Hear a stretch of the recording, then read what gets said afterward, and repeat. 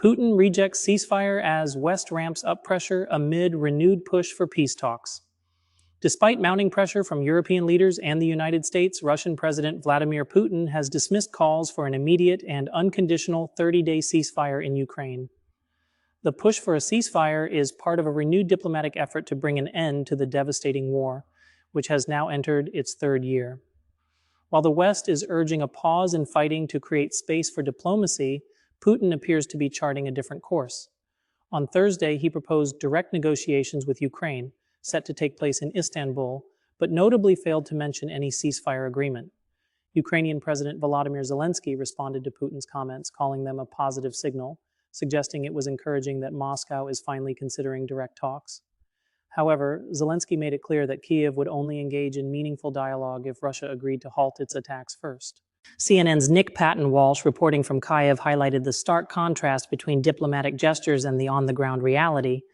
As he spoke, air raid sirens blared once again, this time due to an imminent ballistic missile threat to the capital.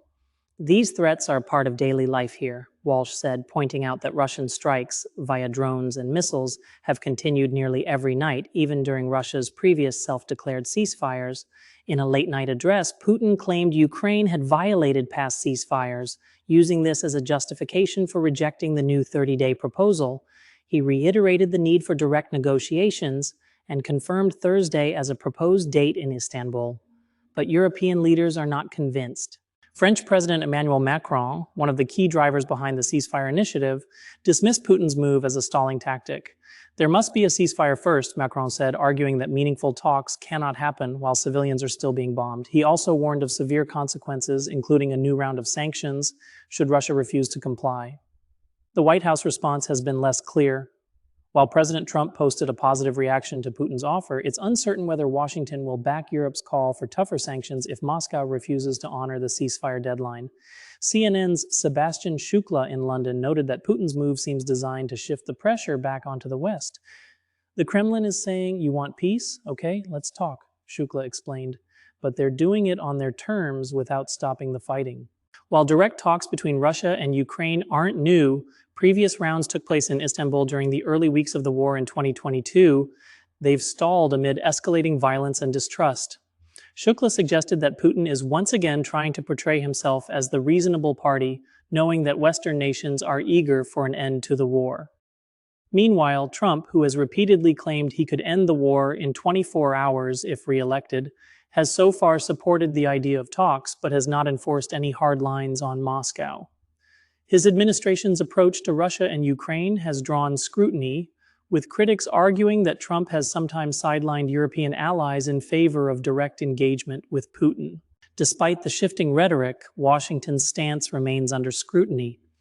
Some U.S. officials, including Senator Marco Rubio and Secretary of State, have expressed frustration, warning that Moscow may simply be stringing the West along while continuing its aggression on the ground. What's emerging is a complex diplomatic landscape in which each player, Russia, Ukraine, the US, and Europe, has different objectives. While Zelensky and European leaders demand a ceasefire as a prerequisite for negotiations, Putin insists on talks without preconditions.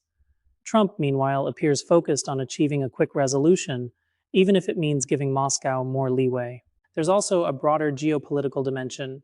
With the US stepping back from its traditional leadership role in global diplomacy, regional players like India and China are increasingly asserting influence. This shift is evident in recent developments, such as growing military cooperation between Russia and India, and China's strategic positioning in the Indo-Pacific. Ultimately, while talk of negotiations may offer a glimmer of hope, the reality on the ground in Ukraine remains grim. For now, the missiles continue to fall and the demand for a 30-day ceasefire remains unmet.